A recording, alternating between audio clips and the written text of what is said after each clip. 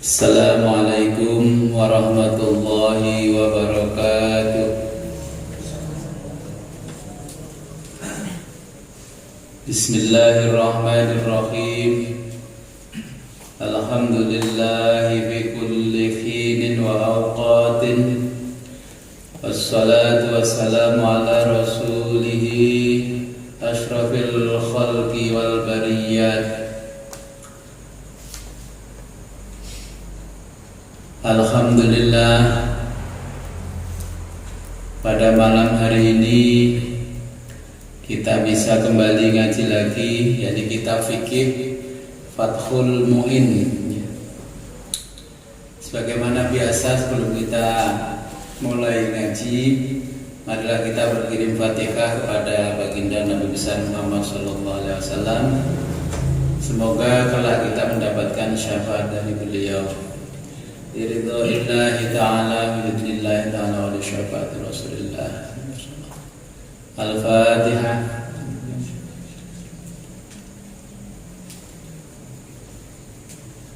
Waladhdallin amin.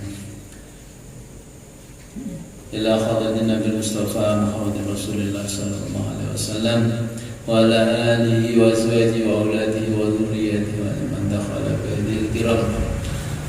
Al-Fatihah. Radalladzina an'amta alaihim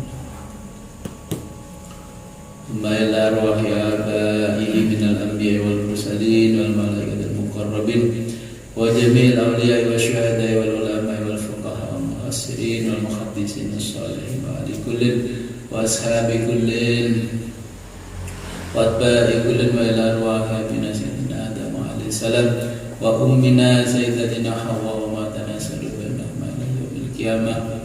Al-Fatihah. Radalladzina an'amta alaihim thumma ila arwahi abaina wa ummahatina wa ajdadina wa masyayikhina wa syayikhina. Al-Fatihah. Bismillahirrahmanirrahim. Iyyaka na'budu wa nasta'in.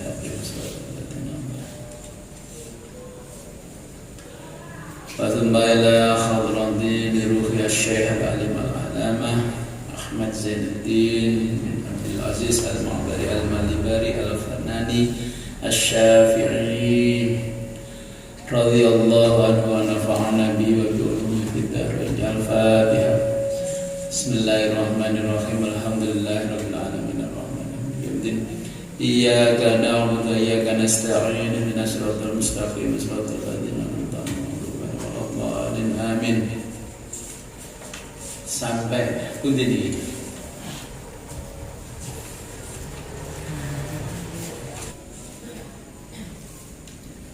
Bismillahirrahmanirrahim. Tambihun utawi iki iku pepeling alias peringatan. Tambihun utawi iki iku peringatan.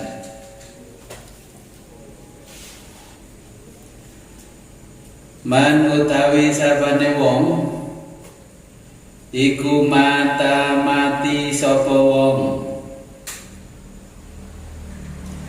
wa alaihi lan ing atase wong salatu fardin utawi salat fardu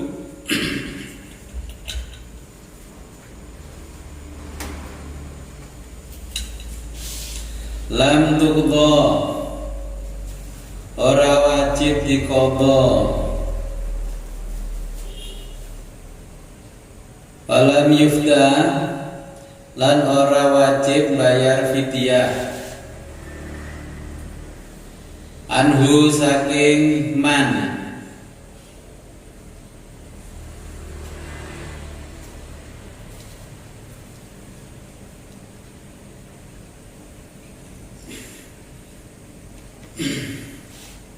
wa fi qaulin lan ing dalam salah sijine pendapat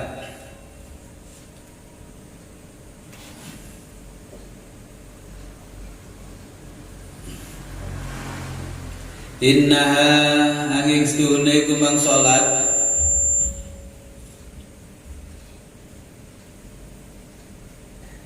iku tuf'alu dilakoni anhu saking man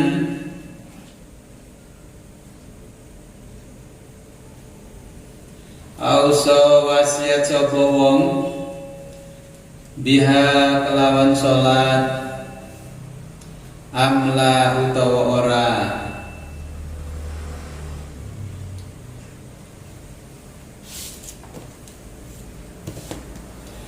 hakahu sebagaimana nutip sapa al-ibadiyu yaiku mang Imam Ibadi Anis Syafi'i saking Imam Syafi'i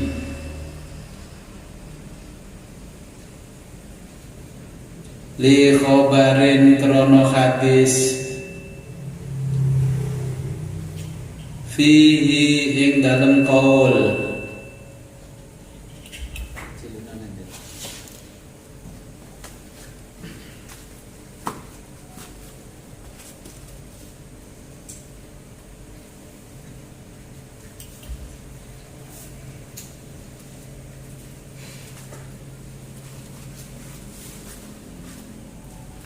wa fa'ala lan lakoni bihi kelawan qaul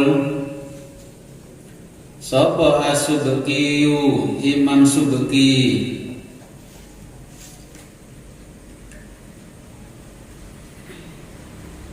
an badi aqaribihi saking sebagiane pira-pira kerabate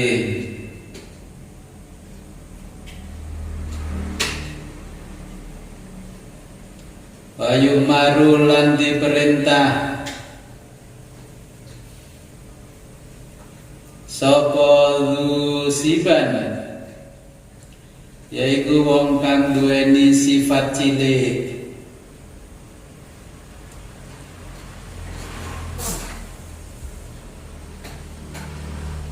zakaro iku zakaro lanang au unsa utawa wadon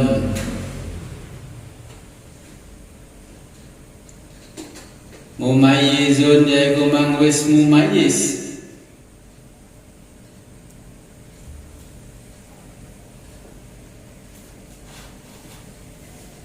bi ansara kelawan yen to dadi yaiku mang siban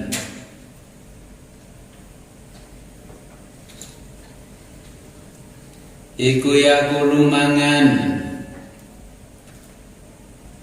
wa yashrabu lan ngombe wa yastanji lan cewok wahdahu khalih dhewean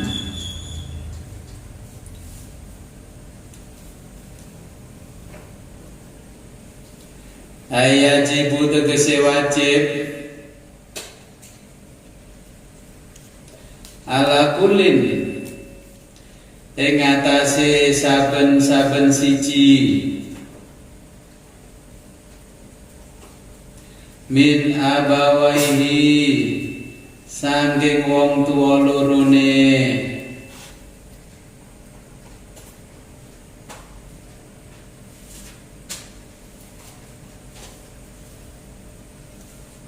wa in ala thummal wasi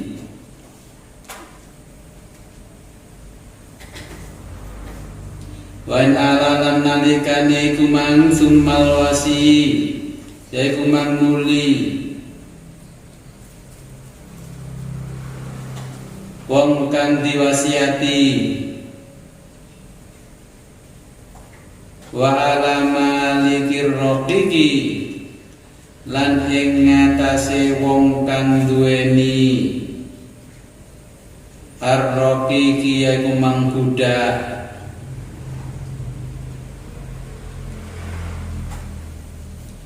Ayamura yen to perintahku ing rokik, ayamura yen to perintahku ing rokik utawa budak, biha kelawan salat,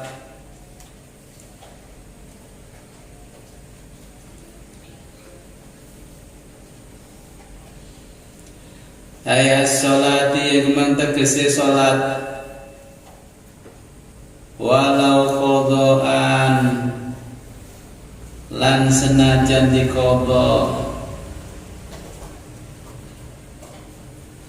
wa bi jami'i syurutiha lan kelawan sebagiane pira-pira syarate ya kumang salat, li sab'in ketuwe umur 7 tahun,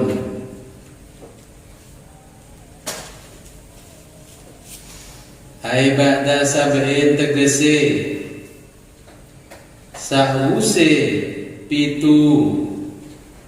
minas sinina saking pirang-pirang tahun,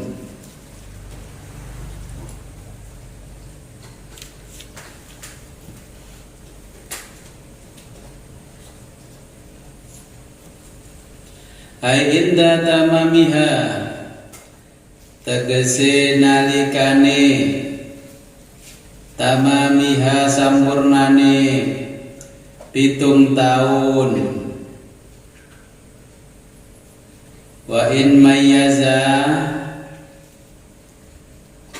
senajan wus mumayyiz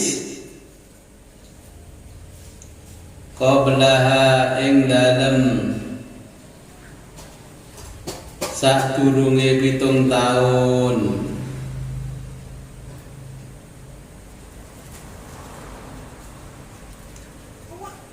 bayam bagilan sayukjo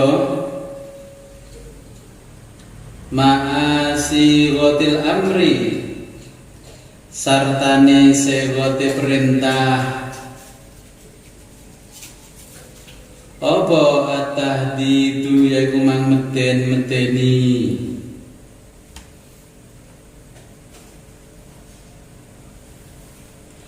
wa yudrabu lan digepuk sapa mumayyiz Zorban khalif kebuan ghaira mubarrihin kang ora nglarakake,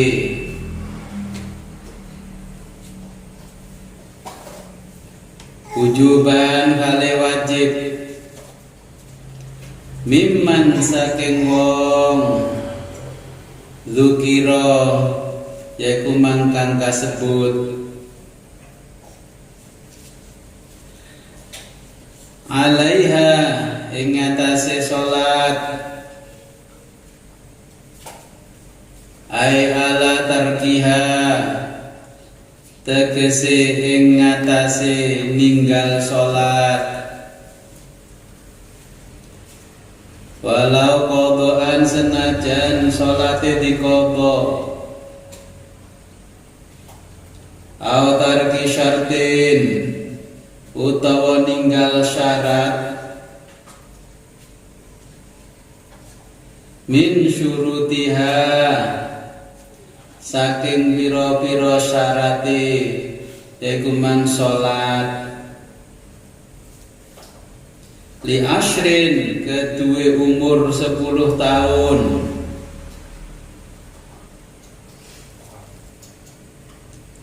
ibadah istiqmaliha tegese sarambunge sampurnone 10 tahun,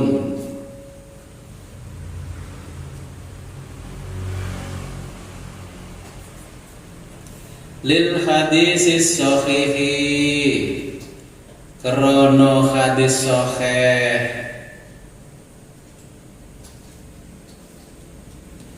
muru perintah sira kabeh as-sobiya ing bocah cilik bis sholati kelawan salat idza balagha nalikane tumeka sab'a sinina ing 7 taun wa idza balagha lan nalikane teka iku asra sinina yaiku mang 10 taun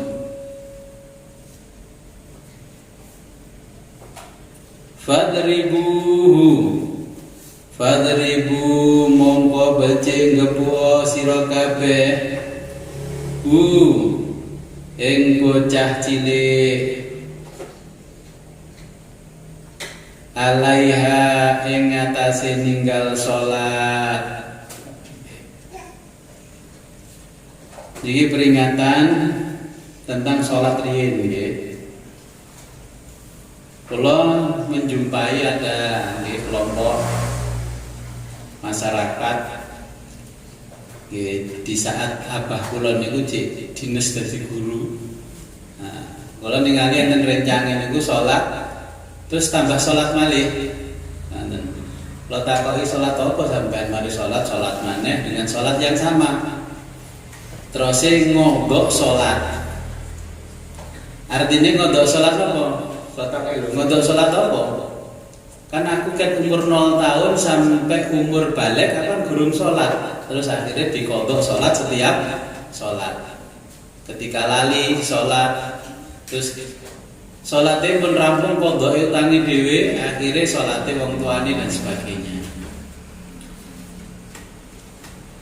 Nah, kalau takoki, lah sampean sapa sing marahi ngodok salat ketika sampean cilik guru salat terus dikodok wis dewasa.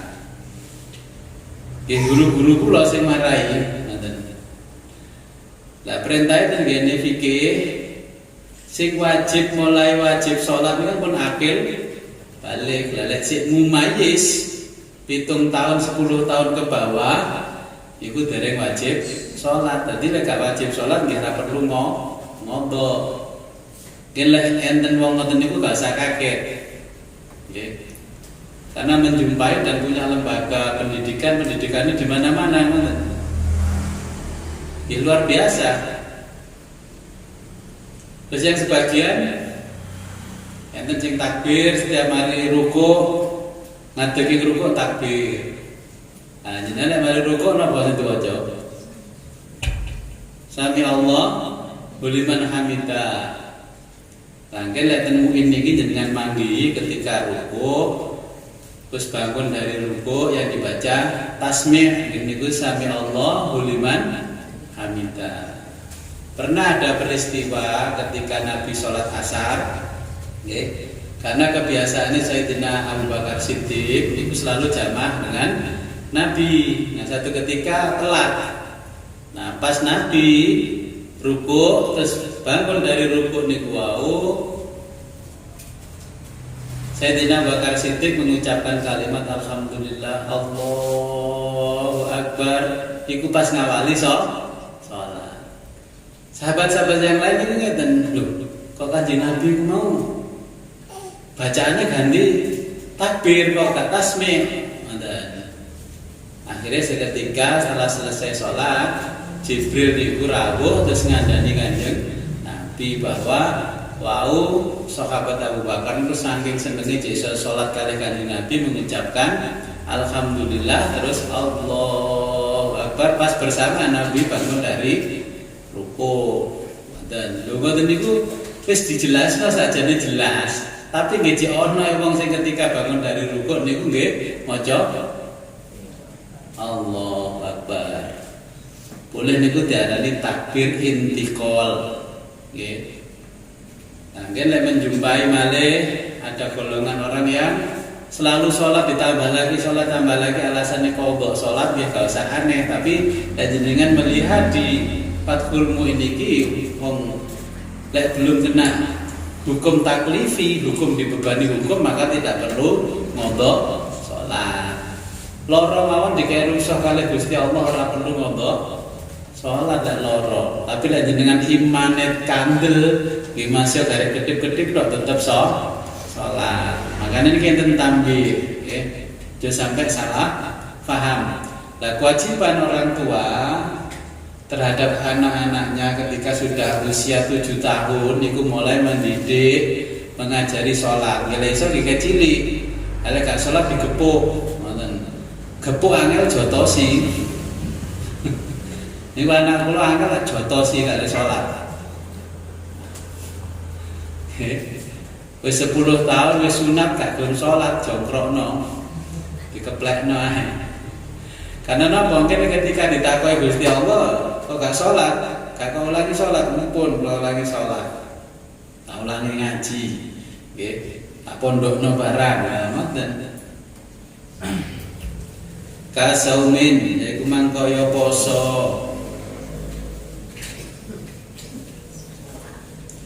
Kasaumin kaya poso atau kohu, yaiku mangkang kuat sapa bocah cilik.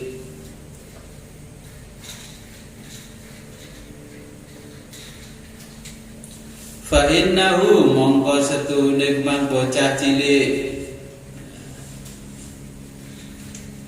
yukmaru kelawan diperintah yukmaru diperintah bihi kelawan poso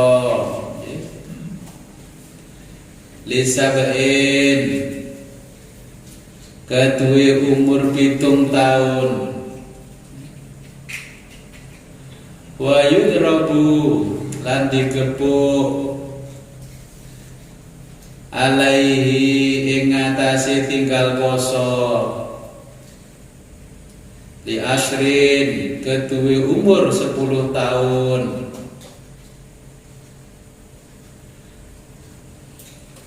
kas sholati kaya sholat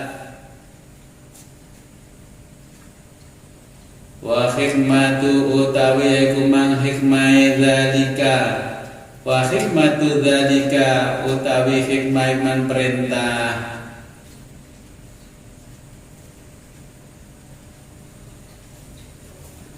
iku at-tamrinu ya mang wong mumayyiz alal ibadati ing atase ibadah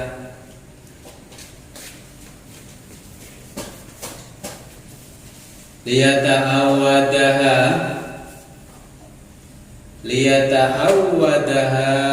supaya biasaake ha ing ibadah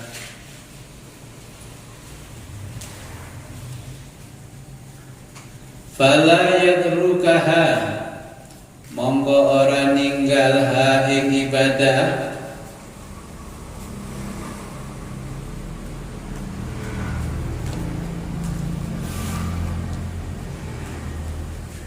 wa bahasa lan wis bahas sapa al-Hadra'iyu yaiku man Imam Hadra'i fi ginin ing dalem budak saghirin yaiku mang cilik kafirin tur kafir natoko ngucap sapa budak bisyahadataini kelawan syahadat loro annahu kronos tune budak iku yu'maru diperintah nadban kelawan sunnah nadban halih sunnah bis sholati kelawan sholat wasaumi lan poso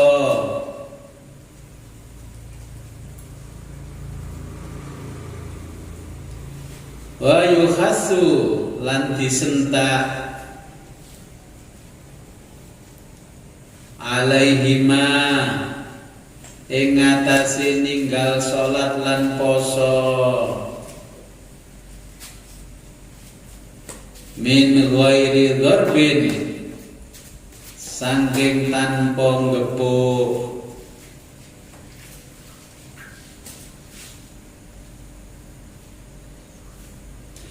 liya lafa supaya ngulinakno sapa budak al khaira ing kebagusan ba'da bulughihi sahuse baleke mang budak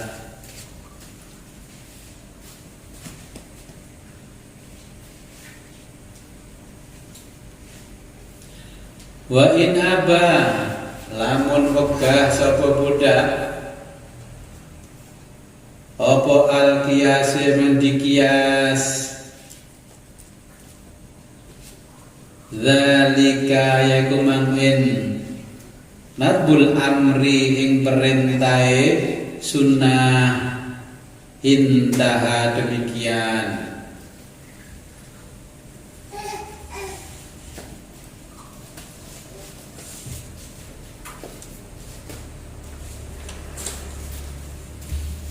Mumayyiz niku napa?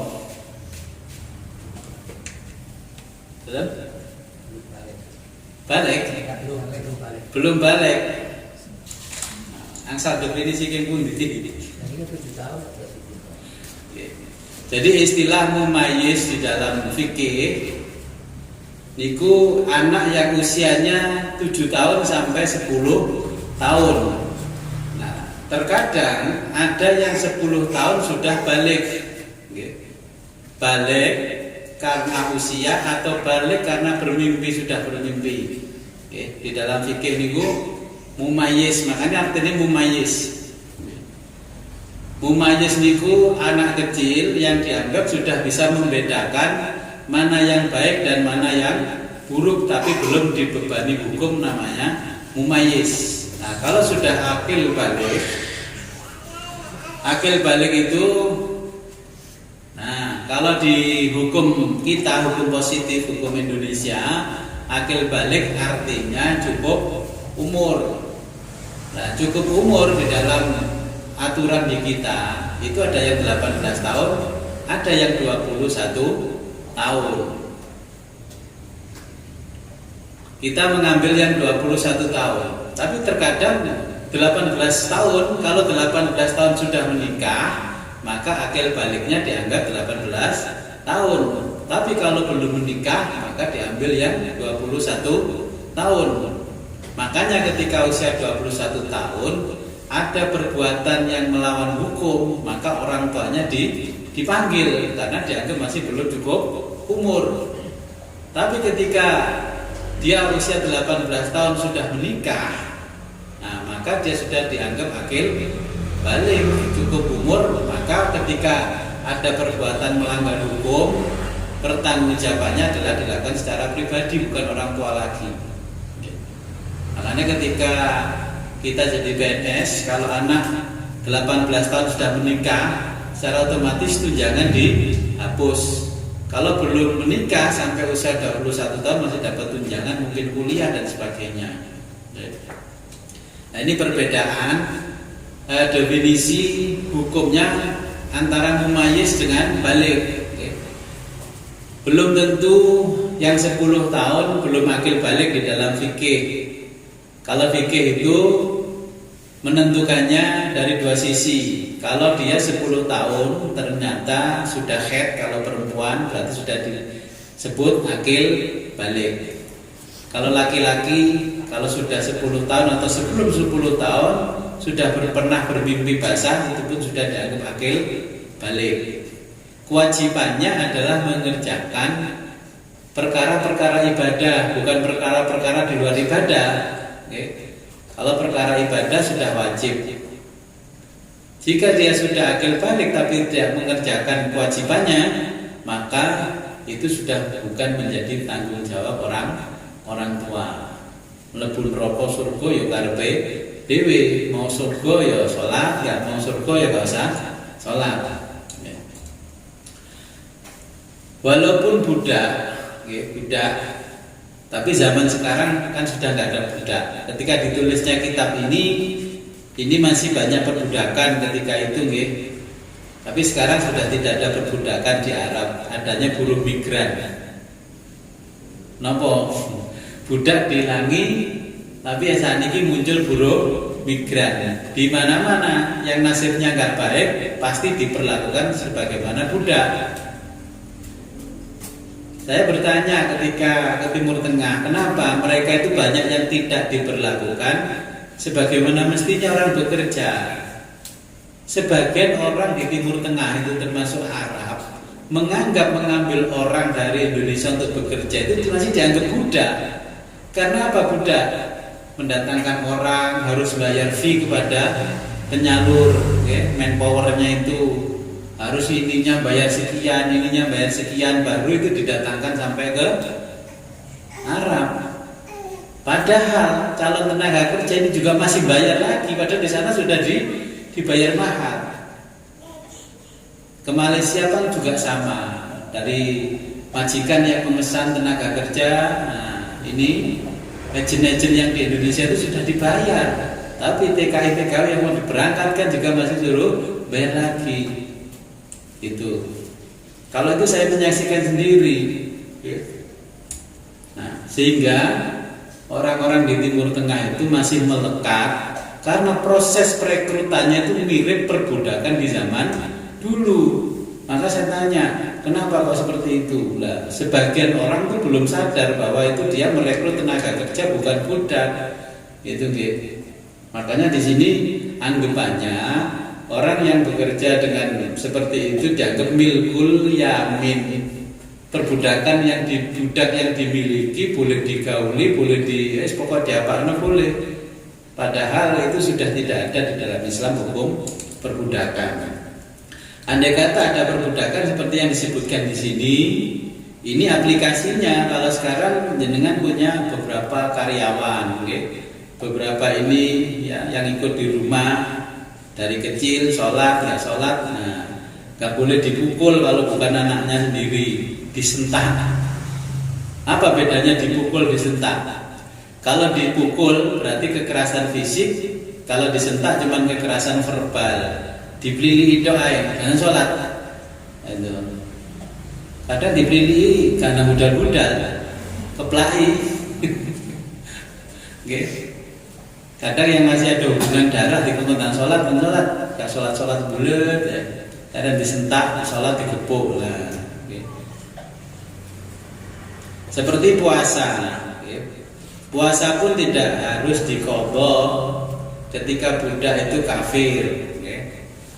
Dimana kalau dia sudah mengucapkan 2 kalimat syahadat, maka barulah dia diperbolehkan puasa, okay? Dan yang sudah lalu hukumnya tidak berlaku mundur. Wajibu lan wajib aidon alih maneh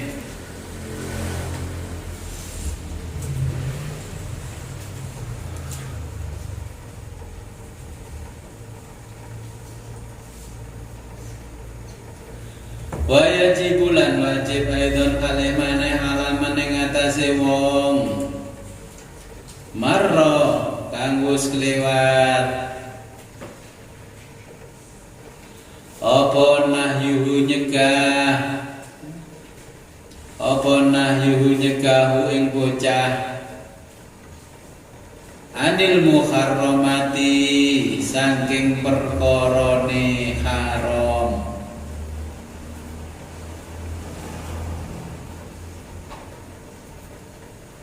Patalimuhu lan mulangi hu ing bocah al wajibati ing perkara-perkara kang wajib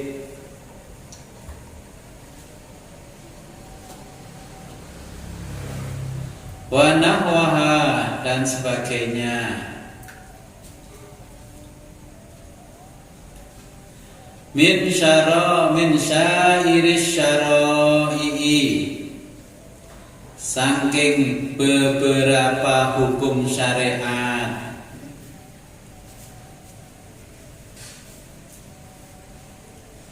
Al-dhahirati kang pertelo, al-dhahirati kang jelas, walau sunnatan senajan sunnah, kasiwakin kaya sikat gigi.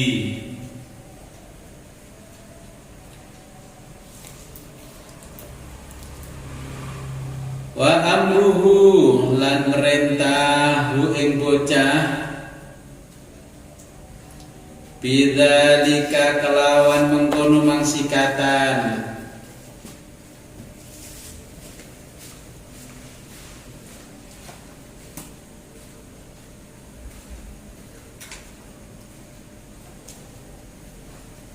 wala yantahi lan ora rampung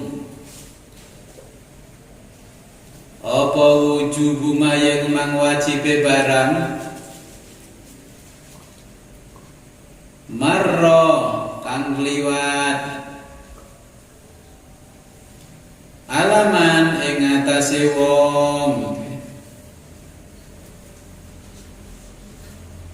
marra kang wis kliwat, illa bibulughihi kejaba bibulughihi kelawan sause balik, rasyidan halih pinter,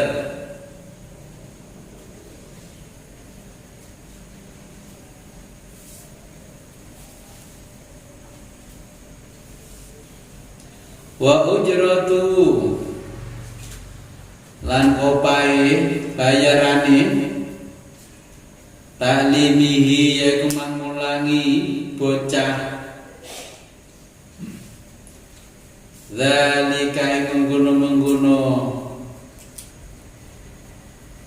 kal Qur'ani kaya maca Qur'an,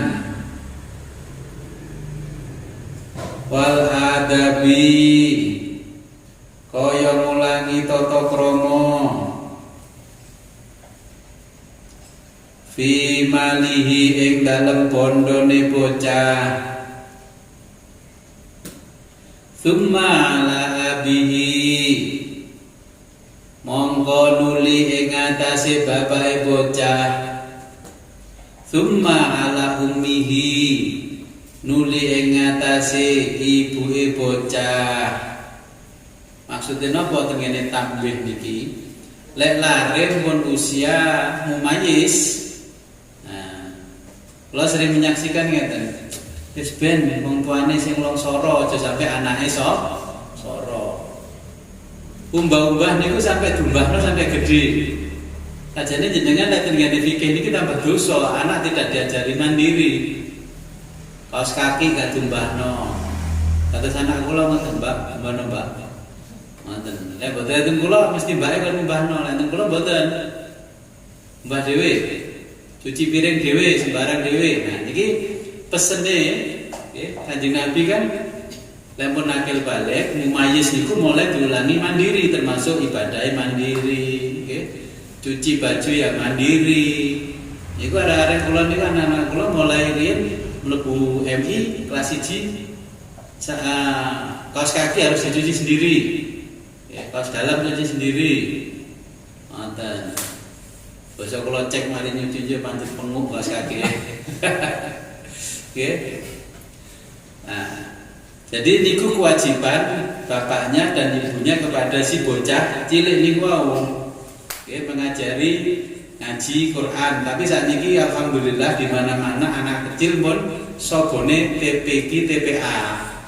Ya zaman kula jenengan kan ate ngaji lek kula ten Blombong gitu lho, watos kalau lampune peteng. Nggih, oncore dicolong ning gedhe pisan. Nggih. Akhirnya boleh gak iso ngaji. Lah sakniki lek lare mboten saged ngaji kan aneh mergo di mana-mana pun enten TPQ, TPA, ngoten. Jadi pesan-pesan yang disampaikan itu sudah mengena kepada kedua orang tua.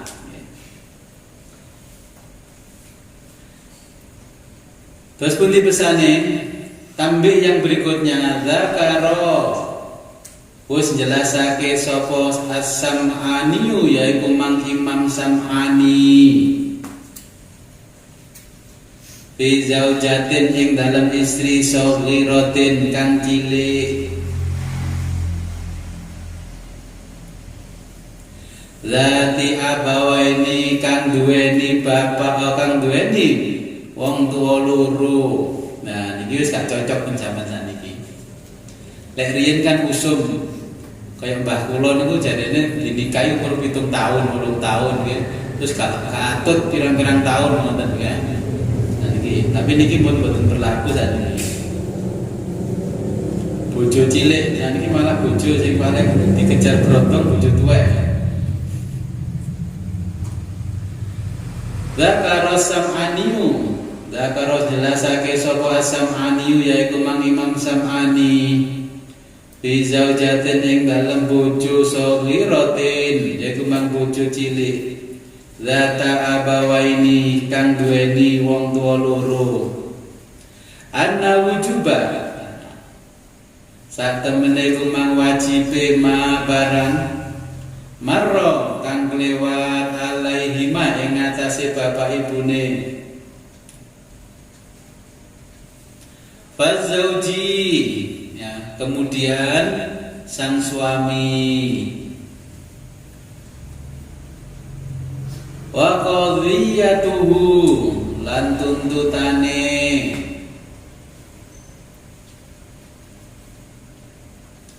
Imam Sam'ani iku wujubu dzarbiha yak mengwajib gepuk walau fil kabiri senajan ing dalem bojo wedok kang wis gedhe.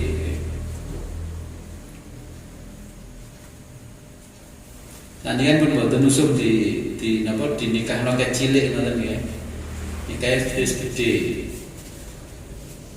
Kama sarraha kaya oleh nerangake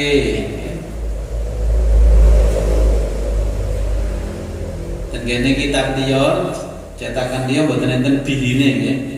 Kama soroha jamalul islami dan mriki kama soroha bihi jamalul islamil birabizariyu kama soroha kaya wis nerangake bihi klan iku mang sapa jamalul islami yaiku mang Imam Jamalul Islami Al-Biraziyu yaiku Al-Birazi. Kala dawuh sapa Syekhuna guru kita wa huwa utawi madzukira iku dhahirun jelas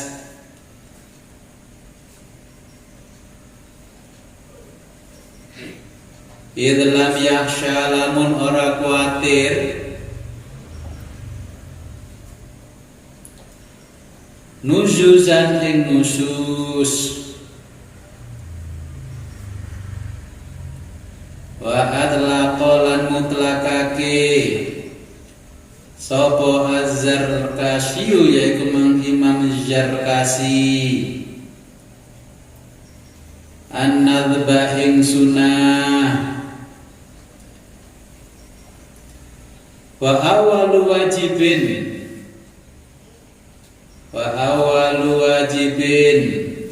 lan kawitane wong kang wajib hatta alal amri sehingga ing atase perintah bis sholati kelawan sholat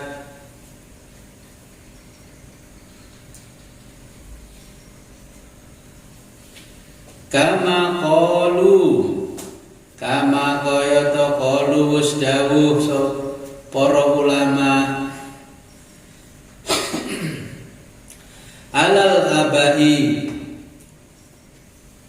ini kosong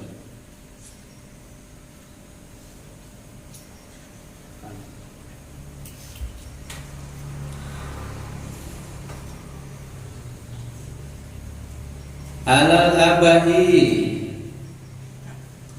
ing atase para bapak, summa alaman nuli ing atase wong marra kang kasebut iku mang iku ta'limuhu yaiku mangulang hu ing mumayyiz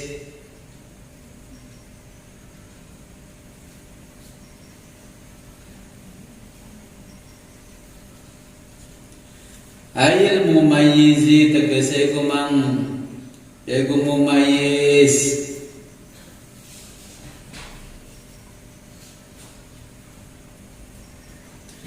anna nabiyana satuhune nabi kita Muhammadan yaiku kanjeng Nabi Muhammad sallallahu alaihi wasallam Bu Isa iku Bu Isa diutus di Makkah ing dalem kutha Mekah wa wulidalan dilahirake sapa kanjeng Nabi biha ing dalem kota Mekah wa finalan disarekake bil Madinati ing dalem kota Madinah pamatalan kapundhut sapa kanjeng Nabi biha ing dalem kutha Madinah. Dan mriki enten kalimat illam yakhsha nusyus.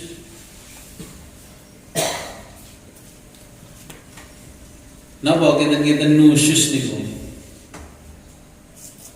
Niki hubungannya kalian mencela. Pun mireng Gusti Allah maringi rambu-rambu nusyus.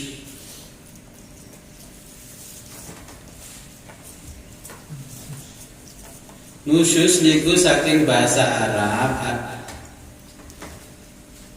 dari kata nasyaza, nggih nasyaza. Artinya mendurhakakan suami. Nggih. Nusyus.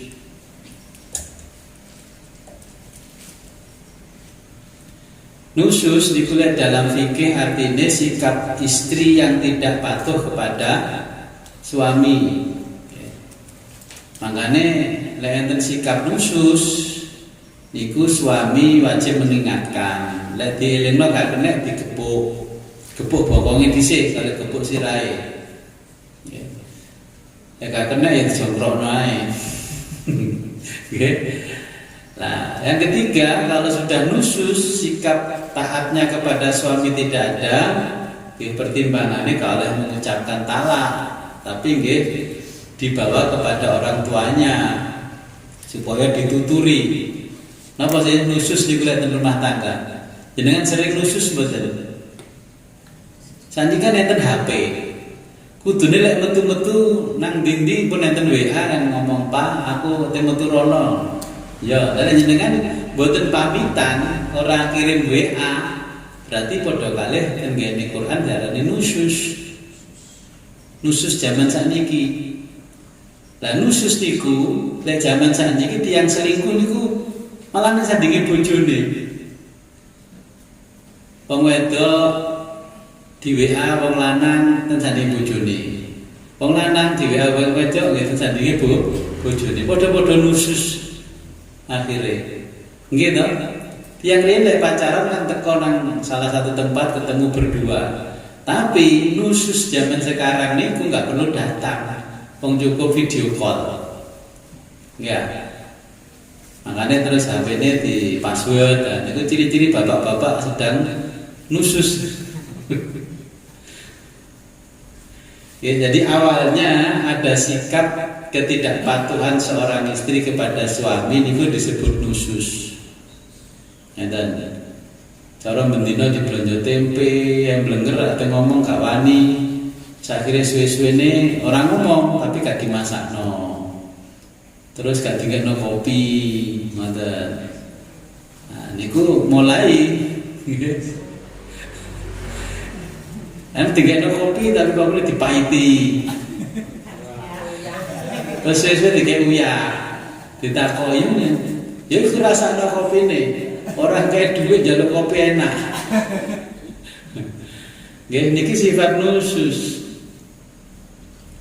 Nusus yang sering disinggung di dalam Al-Qur'an itu apabila suami mengajak hubungan biologis terus ditolak.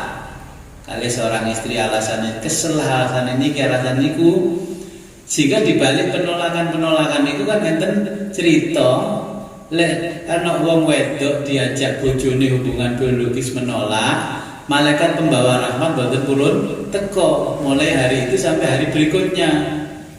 Makanya kadang-kadang kata tiang curhat kok ekonomi kula niki rada suwer to Gus ngene. Kula delok ini kok gara-gara niki nusus niku wae lho. Hak-hak suami tidak pernah dipenuhi. Sebaliknya hak-hak istri juga tidak pernah dipenuhi. Boten wong lanang tok sing nusus, boten wong wedok tok sing nusus, wong lanang iki termasuk nusus. Tapi kata-kata nusus niki awalnya memang untuk perempuan. Dadi wong wedok Arab biyen niku dikawini wong omahe bapake apik, omahe bojone elek niku gak gelem mulih bali nang bapake, nggih. Terus akeh sing wadul Kanjeng Nabi, ya Rasul istri saya begini-begini. Lah bojomu iku sapa? Istri saya ini anaknya bangsawan Gus, salahmu dhewe. Gitu. Kanjeng Nabi pun ngekek rambu-rambu, nggih.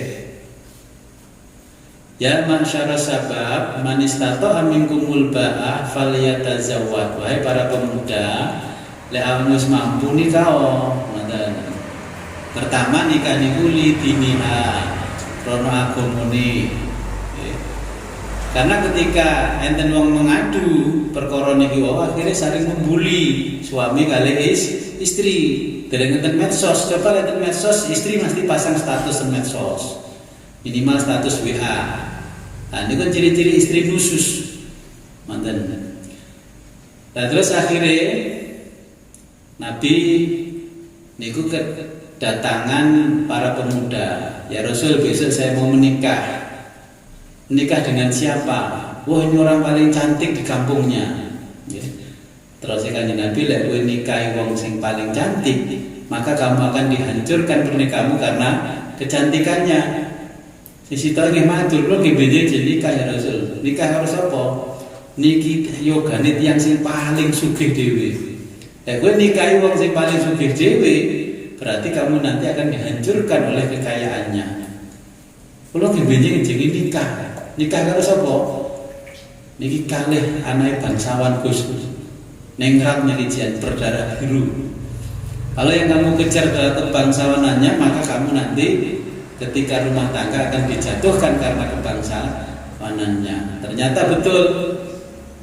Terus Nabi mengatakan, ketika kamu mau menikah maka yang pertama adalah li diniha krono agamane, li jamaliha krono ketampanan atau kecantikannya, li maliha karena kekayaannya, li nasabiha mergo bibit bobot BBT, okay? Terus ditambah malih li sarjana liha. Golek bojo ya sing sarjana hari gini kok, nggih.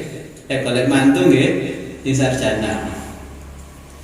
Nah, ternyata memang betul ketika orang menikah karena kecantikan pada akhirnya di zaman Nabi itu banyak orang yang dihancurkan rumah tangganya karena kecantikan, karena ketampanannya. Akan kadah ten Jawa niku. Sama ni apa sih anu? Nah, ternyata boleh bojo ganteng masih gak nyambut gawe ora apa-apa. Ini kan podo kali zaman peradaban Arab ketika ngaji wingi ten ngene napa iki ya? Ulun ngerti. Napa nggih wong Jawa lek ngarani? Ya ngetok gedang sing penting diketok celem. Ya, wong lanang sing penting ganteng gitu. Wong wedok kan ngoten. Akhirnya kan kata rela yang berkorban jadi lijo demi kegantengan bojone mau diramu tentang omah dilus-lus kayak mobil mewah. Ini kita ambil yang dijelaskan mengenai fikih ini wow. Sehingga setelah itu banyak terjadi saling membuli antara suami dan istri. Ngoten. Penyebab yang kedua adalah keluar rumah tanpa izin suami. Oke, makane wong wedok niki sing dibahas kalih Allah wong wedok mboten wong lanang. Duka Allah kok sing dibahas wong wedok kaya gak adil nggih. Wong wedok ae. Tapi memang sing bahaya niku wong wedok. Keluar rumah mboten ngomong ngenten.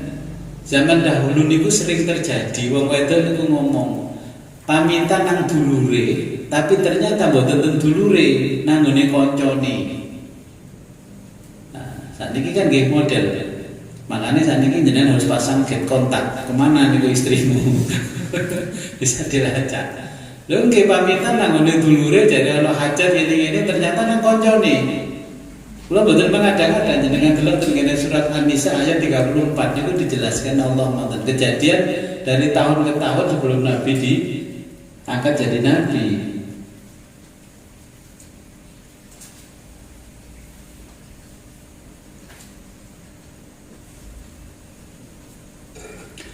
Terus sering pada waktu itu banyak istri berkata kasar kepada suami, nggih.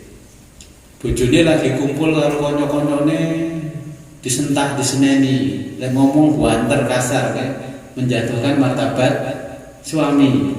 Ngoten.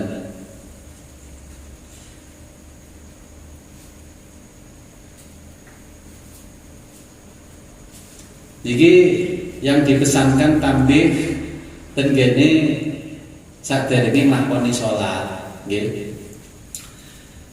Keng napa dipesenke ngoten ketingale percuma salat lek jek uring-uringan. Makanya niki dipesankan nggih illam yakhsha nuzuzahunna. Wanita-wanita yang kamu khawatirkan nususnya, maka nasihatilah mereka, dinasihati dhisik, nggih. Ngoten. Jadi ten kene bab saderenge faslun fi syuruti sholati niki pesan kangge bapak-bapak dan ibu-ibu tentang nusus. Ya. Tapi saya ngaji ini mboten enten sing nusus. Ketoke lek sosmed kan mau mesra-mesra berarti kan nusus blas. Biasa malah sing mesra-mesra itu sering nusus ya. Karena menutupi kenususannya jadi mesra. Kalau nyenteni ketriyen lek mau mesra nang medsos biasa malah gak mesra ngoten. Nah, pertanyaan membuli, ya. Mriki enten dalil wallati takhafuna nusyuzahunna fa'idhuhunna wahjuruhunna fil madhaji'i wadribuhunna. Nggih. Jadi khawatirkan nusus, nggih. Ya, akhirnya terjadi fitnah dan sebagainya, akhirnya saling membuli di dalam rumah tangga. Awalnya ini kan tidak saling membuli di luar. Awalnya saling membuli di rumah tangga. Akhirnya terjadilah bully membuli, saling mengejek di luar. Cerita asal muasalnya tiang saling mengejek, saling menghina, niku sebenarnya karena awalnya orang saling mencintai karena terlalu mencintai. Jenengan itu kalau mboten mencintai sesuatu, mboten mencintai seseorang kan ada orang itu berbuat apapun jenengan no way, no problem. Ketika jenengan mencintai, maka ketika orang itu berbuat tidak menyenangkan kali jenengan, maka barulah timbul masalah. Makanya ten Islam itu mencintai nggak boleh banget-banget, membenci juga tidak boleh terlalu. Maka terjadilah yang namanya fitnah. Nah, bagaimana hukumnya fitnah? Fitnah kan pun jelas. Al fitnatu asyaddu minal qatl. Saniki kan pembunuhan itu mboten dibunuh nyawane tapi dibunuh karaktere, nggih. Dibunuh sandang pangane, nggih, dibunuh karire dan sebagainya. Ngoten. Nah, fitnah niki macam-macam. Fitnah niku kemasannya saniki bisa kita lihat kalau panjenengan melihat di medsos nggih, kono ono buzzer. Buzzer niku lek bahasa Inggris dan bahasa Indonesia terjemahan tukang pendengung. Nah, tukang pendengung kan bahasa Jawa ini pecut. Jadi bahasa Inggrisnya buzzer. Ngoten niku tukang ngelokno tapi dibayar, ngoten no. Jadi pomo jenengan nanti nyalon bupati, sing paling anu bupati niku jenengan. Kok sing musuhe sing paling anu ya niku jenenge buzzer. Kairin kan karo nyalon lurah kan ono pecut. Pecut iki sing mlaku. Ngoten. Sing ngumpul-ngumpulno calone nggih pecut, sing ngejlokno calon musuhe nggih pecut. Bahasa Inggrisnya buzzer. Ngoten. Jenengan lek senengane medsos kan enten mriku buzzer niku tukang ngoten niku. Sehingga memang ancamannya fitnah niku nggih asyaddu minal qatl. Terus pertanyaannya fitnah sing dos pundi sing jenengan takon.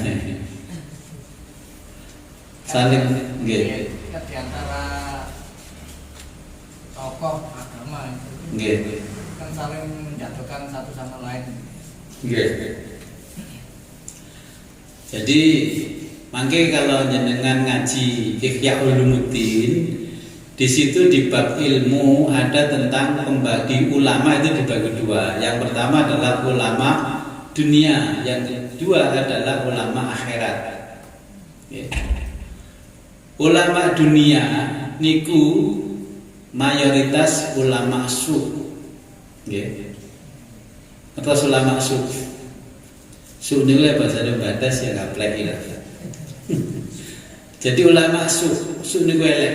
Makanya disebutkan oleh Imam Ghazali di situ ada ulama su. Ulama su niku pakaiane ngalahno nabi, penampilane ngalahno para nabi, para rasul. Pakaiane ngalahno para kaisar, para raja, gitu. Tapi perilakunya kesana kemari adalah menjual agama. Fatwa diperjualbelikan. Ilmunya secara realitas, dia punya ilmu secara legalitas juga penuh ilmunya. Makanya ciri-ciri ulama suh nanti adalah ulama-ulama yang ada di dunia. Maka kemarin ketika kita ngaji Ihya, kan al-ulama warasatul anbiya, di zamanku sudah sepi kalau itu 500 tahun setelah Nabi wafat itu tidak ada. Nah ini setelah itu 1442 tahun. Makanya nanti jenengan yang paling tepat memang ngaji Ihya itu nanti jenengan bisa membedakan. Kok wong senengane lok-lokan. Niki kan ya ustaz karo ustaz lok-lokan ten media. Ngomong kayak nanti download di dekekno channel-e ngelokno genten. Karena ngoten tiyang sakniki. Niku. Nah, niku adalah ciri-ciri ulama su. Disebutkan kanjeng Nabi itu ciri ulama su. Ulama su niku lebih bahaya daripada dajjal. Nggih. Penggaweane niku door to door ulama su niku ngenten. Lek zaman riyin pekerjaan ulama su niku ketika niki ulama sudah membangun citra dirinya sebagai ulama, terus ono muncul wong nek dadi ulama. Terus iki gak trimo keliling kampung door to door seperti yang dialami oleh Imam Ghazali. Padahal Imam Ghazali seorang tokoh besar, rektor perguruan tinggi, qadhi, pokoknya sembarangnya karir duniawinya sudah cukup.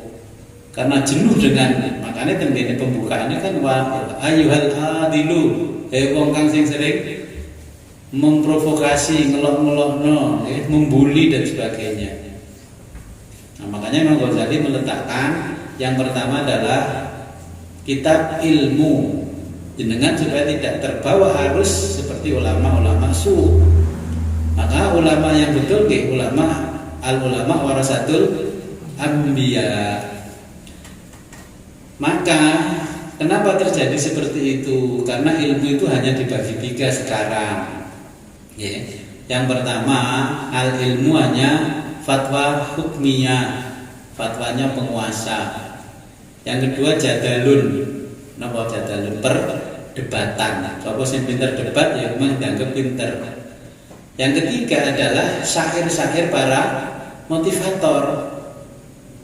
Kan tadi kan jenengan diundang, dikai motivasi terus dikai barang atau dodolan.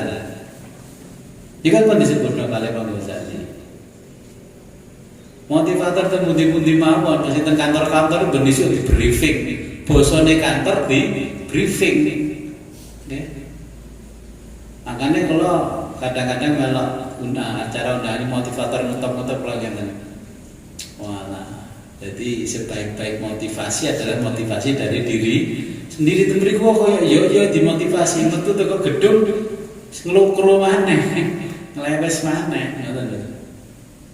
Dikae gambaran nanti kalau Anda bisa jualan sekian dapat kapal pesiar, barang itu kan motivasi.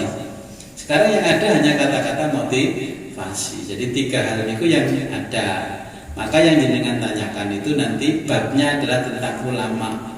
Oke. Ulama suh. Nah ini kan bicara fikih dan ini kan memang tenggene iki mau dibahas khusus. Makanya pesan tuan guru niku sangat kathah karena napa? Lek wis ngaji ihya ojo gampang. Kados begini kalau ceritakan, oke. Jadi kalau tidak membahas spesifik dan memiliki tentang pertanyaan ini jenengan karena niku mangke dijawab semuanya oleh Imam Ghazali. Insyaallah lengkap. Tenggene bab ilmu niku lengkap. Terus ilmu niku virusnya lebih ganas daripada corona. Tenggene bab ilmu niku dijelaskan. Orang semakin banyak ilmu, kalau tidak ada filternya, di setiap ilmu pasti diikuti oleh virus. Maka virusnya ilmu lebih ganas daripada virusnya corona niku mau disebutkan Imam Ghazali itu berikut. Contohnya ngene, awak dhewe semakin berilmu. Kula kan sering menyontohkan ngeten jenengan. Kula duwe karyawan, ketika karyawan itu jek melok kula ket kuliah, tak telepon jam piro mawon langsung diangkat, langsung bales. Lulus sarjana S1 jek ngangkat jek bales, setelah lulus S2 wis gak ngangkat, gak bales, balese meneh. Lulus S3 niku seminggu takut bales. Bahkan kula niki mengalami napa mantenane karyawan. Wah, niki dikai sekat dhewe-dhewe. Keluarga Universitas A, keluarga Universitas B. Kula lali kanggo undangan, gak oleh mlebu. Wonten kali satpame balen mlebu. Keluarga dirjen, keluarga ngoten-ngoten. Wonten. Dan itu kan akhirnya ilmu-ilmunya di dalamnya banyak virus. Makanya tenggene ihya, dengan kalau pertanyaan itu nggih jawaban tentang ihya, maka ada katanya dengan jadi ulama, pola pikirnya tidak boleh pola pikir filosof. Okay. Filosofnya itu pola pikir kan ngeten. Ketika ada orang lain berbuat apapun, kok gak sowan apa deh. Jadi itu pola pikir filosof. Didik kudu disowani. Nah, itu berarti mindsetnya filosof. Padahal Kanjeng Nabi sudah menghilangkan cara-cara berpikir seorang filosof, berpikirnya seorang ulama. Okay. Nabi niku walaupun dihujat orang lain kan tetap diapii. Maka pemikirannya bukan filosof lek Kanjeng Nabi, pikirannya sebagai nabi. Makanya memiliki kuatah tambih niku semakin ngerti hukum, semakin ngerti hukum diperingatkan. Kalau Syekh Zainuddin Al-Malibari, maka ketika kita banyak belajar ilmu fikih, akhirnya penyakit itu ngeten. Wong kuwi ngalim ngajine sampai kitab tumpuk-tumpuk. Boleh kesane ngremehno hukum. Padahal semakin tahu ini semakin enteng. Tapi bagi orang yang ilmunya karena fanatisme, boleh kesane ngremehno hukum. Contohnya ngeten. Kita belajar ini. Jenengan kan mazhab Syafi'i, demek bojo berarti batal. Terus lek bojone jenengan ku dadi kembang bayang loro sing nyewohi sinten? Bojone to. Terus kira-kira cek batal mboten lek bojone pengin sholat, pengin ana. Nah, itulah yang namanya fikih juga akhirnya berkembang sebagaimana kondisi yang ada di dalam kehidupan kita. Dan makanya ketika jenengan membaca fikih yang terbatas, Anak wong Kristen, assalamualaikum warahmatullahi wabarakatuh. Jenengan melengos, memang didik aja kecil melengos. Padahal rahmatan lil alamin. Ngoten.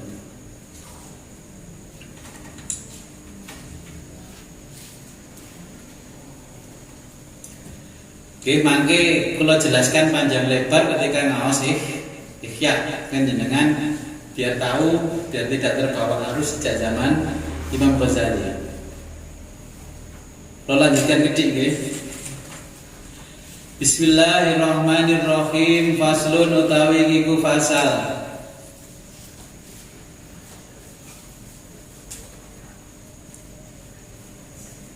Fi syurutis sholati, ing dalem nerangake pira-pira syarate salat.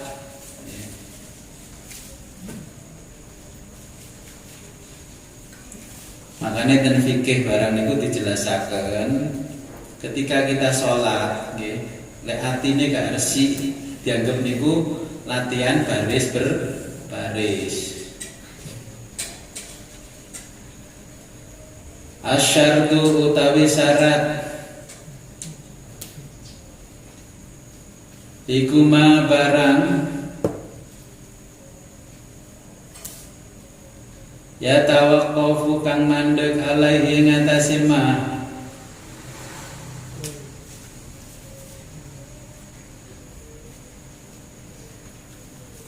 apa sihatus sholati ya kumang sae sholat.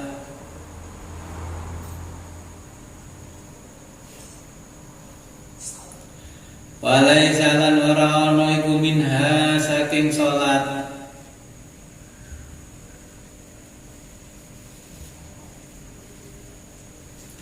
Wa quddimat lan disiake asyurutu yaiku man pirang-pirang syarat.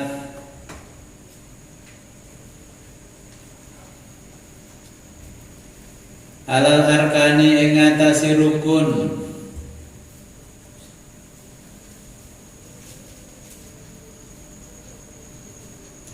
Li annaha krana iku mang syarat iku ula luwih utama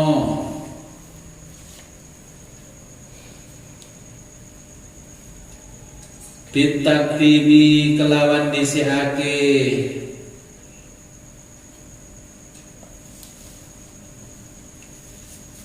idza syartu krono utawi syarat iku ma barang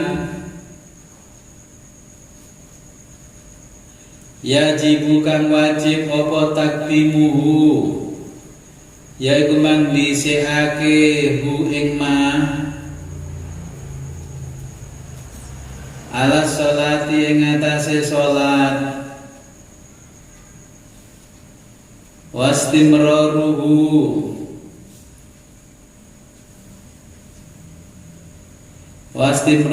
lan wajib langgengake hu ing ma fiha ing dalem salat.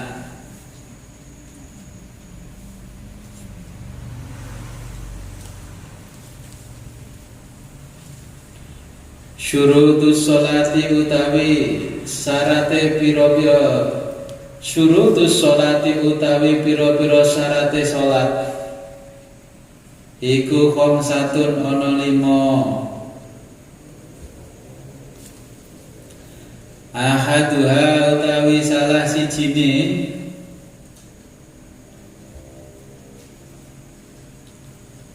iku taharatun yaiku mang sesuci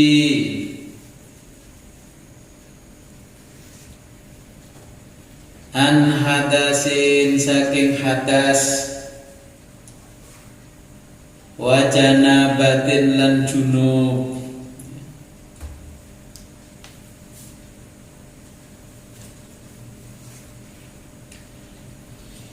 At-taharatu utawi taharah iku lughatan ing dalem arti bahasa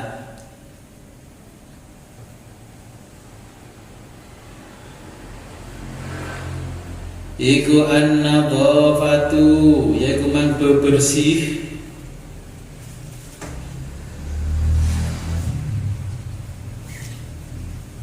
Wal khulusu lan murni.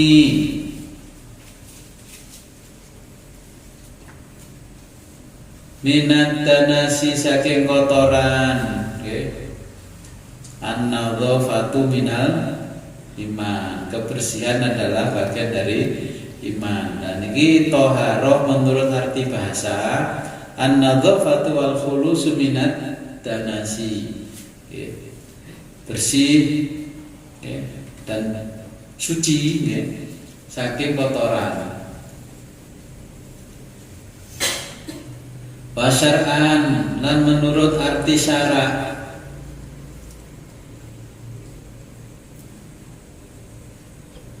iku raf'ul man'i ngilangake pencegah al mutarattabi kang digantungake alal hadasi ing atase hadas awin najisi utawa najis.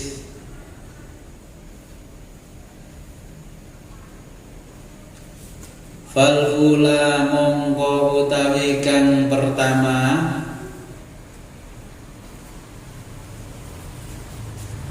ayat toharoti tegese yaiku mengtoharoh anil hadasi saking hadas iku al wudu'u yaiku mang wudu. Wa huwa utawi lafadz wudu iku bidhammil wawi kelawan diwaca dhammah wawune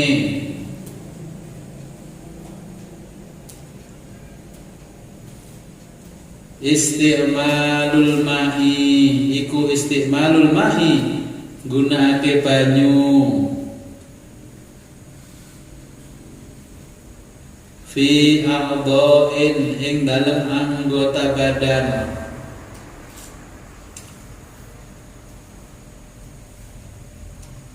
Maksusatin kang ditentokake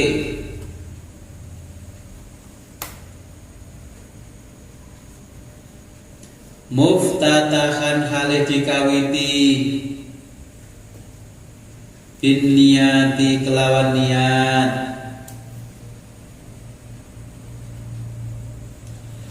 wa bi fathhiha lan kelawan diwaca fathah wawune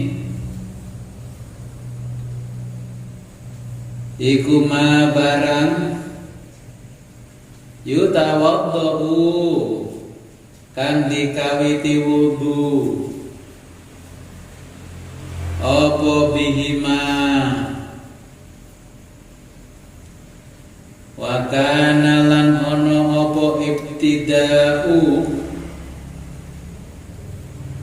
wa kana lan ono apa ibtida'u kawitane wudu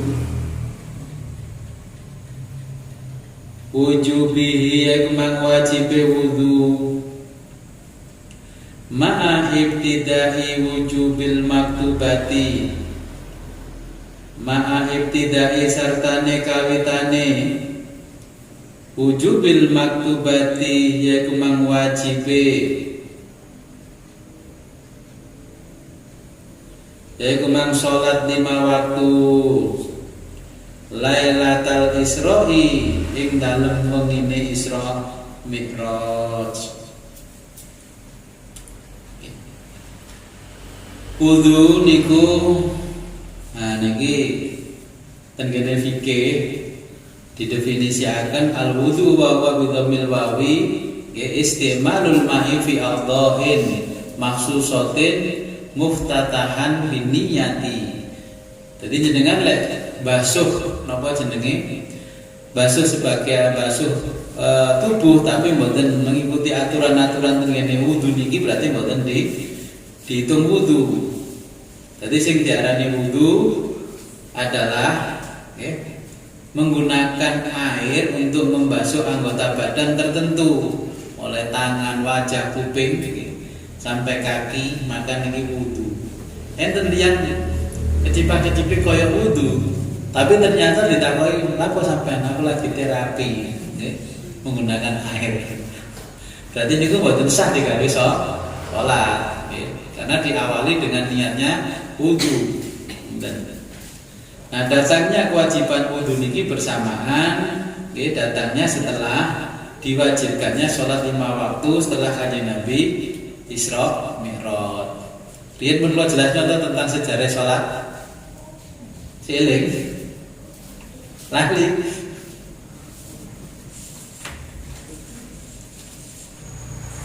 Bun karena pun jam 9.